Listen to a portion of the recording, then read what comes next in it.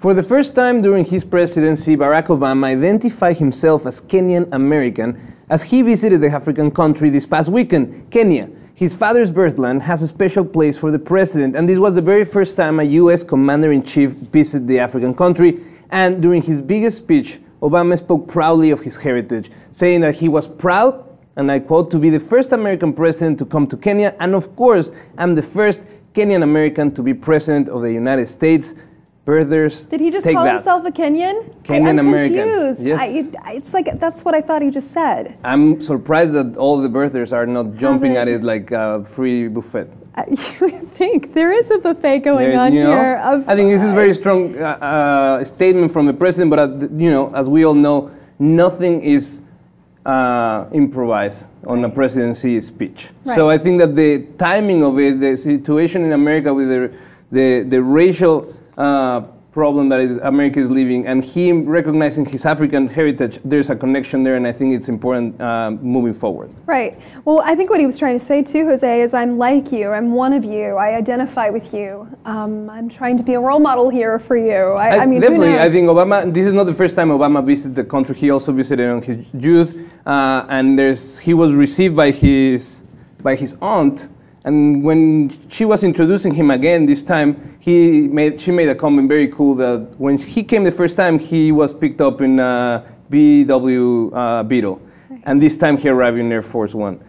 Saying that, like you mentioned, for a lot of Kenyans, this could be a role model. And I think part of this speech that many qualify as a lecture, because he touched upon many dicey subjects. He was lecturing them. He was lecturing them. And I think the most important part is how he addressed the situation of women discrimination, corruption, and the idea that Kenyans, if they do things right, they have a future because they've been growing. One of the things that Kenyans really, really want is something very simple. Is a seat at the table. That's what they're wanting. In the shape of a direct flight from Kenya to the U.S. There's no direct flight from Kenya to the U.S. There's no connection, and they want to feel that. And I think that although the president cannot just allow that to happen, it's not in his power to do so, but the reality is that Kenyans want to be connected to the U.S., they want to be more like the U.S., and the president came and said, yes, if you want to do that, you have to get away with, get away from female mutilation, from female discrimination. He said, if you have a team and you don't play half of the team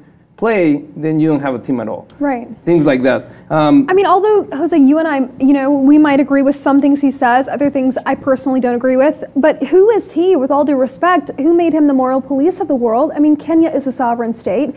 Their leader came out saying, we don't necessarily, and I'm paraphrasing here, that's not where most of our issues lie, what the president was touching upon.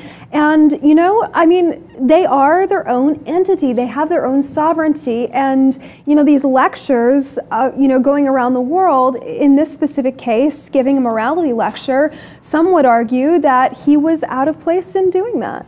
Yeah, but at the same time, that's what he's expected, right? The right is always saying how the U.S. is the police of the world. Our job and the job of the president is to go around the world, make sure democracy and human rights are respected. So when he goes out and does it, people will come out and criticize him for that. But if he goes and he doesn't address those things, he will be criticized for that. I think this is a great step because he addressed situations that needed to be named, especially female mutilation, corruption, and animal poaching. And those are things that the president went and said, you guys need to work on this because there's so much potential in Kenya, but we are wasting it because of corruption. And he even made a comparison during that speech of his time in Chicago and how he got rid of corruption there. And as a incentive for the Kenyans to make sure that they don't take corruption in their system anymore, and they have to fight it and get rid of it.